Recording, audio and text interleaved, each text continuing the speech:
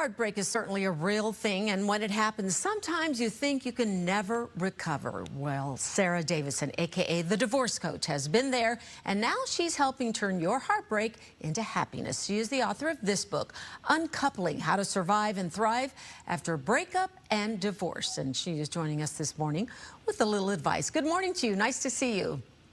Oh, great to see you. Thanks for having me on. Okay, so let's talk about this. How did your own experiences kind of lay the groundwork for the work that you're now doing to help people everywhere? Yeah, great question. I went through a really tough divorce about 15 years ago now. I didn't see it coming and it hit me like a freight train. And I really struggled to pick myself up off the bathroom floor doing all that ugly crying. And I'd actually been a coach for about 15 years at that point. And I thought, gosh, how do I get myself through? So I combined my coaching tools that I had with the divorce process that I was thrown into. And that's really the tools and the techniques that I've created that I share with people all over the world now. Okay, so let's talk about that. Obviously, we don't have time to talk about the whole book right now, but kind of give us some highlights. What would be a first step to turning that pain of heartbreak into power? Well, I think it's really important to know that you can do that. I think at the beginning, a lot of people feel like the world is over, and that's really understandable. And closure, getting closure is something that people often want to go back to their ex and talk about it and say, can you help me? I'm not understanding why this is broken down.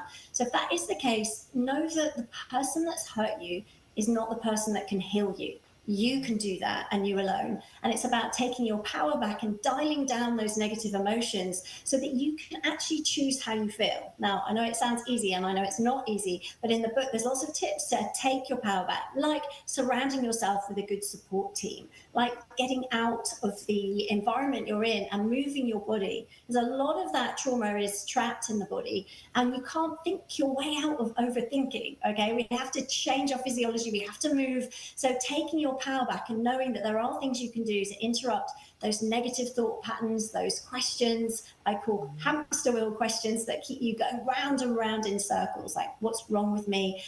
Why don't they love me anymore? It's about making shifts with those so you can take your power back and start to feel better. Okay, so you said you can do it on your own, but you also said it's good to reach out to a support system. How important is that, being able to share and verbalize the pain that you're going through?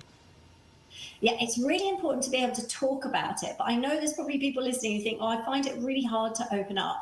So it's not always important. But the thing is, if you talk about your story too much, the reverse can happen. So there's two sides to that. It can keep you stuck. Yeah, right. So the thing is, if the more we tell everybody, whether it's the hairdresser or our friends or our parents, it keeps us stuck in reliving that whole story again. So actually the key here is to stop talking about the past. I know it's hard, maybe just choose 2 or 3 people that you confide in.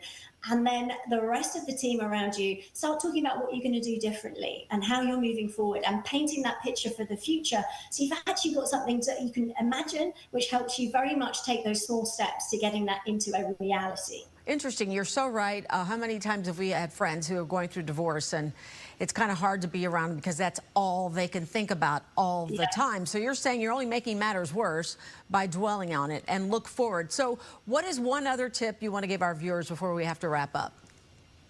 Well, I think actually making sure that you look after yourself. Self-care, a lot of us think that it's selfish, and so we put it to the bottom of our list. Maybe you've been used to looking after the kids or your partner, but actually putting yourself first. So looking after yourself, going out for those walks, connecting with nature, taking that long bath, but prioritizing your needs so that you're getting stronger. And if you're feeling stronger and getting a healthier body and mind, you'll be able to make better decisions when it comes to those life-changing decisions we have to make in a divorce, like where you're going to live and how much time you spend with the kids. So again, it's very much looking after you, which can feel alien to a lot of us when we come out of a very intense relationship, especially. Sarah Davison, the book is right there. If anybody would like to learn a little bit more about your advice, we appreciate you joining us this morning. You take care.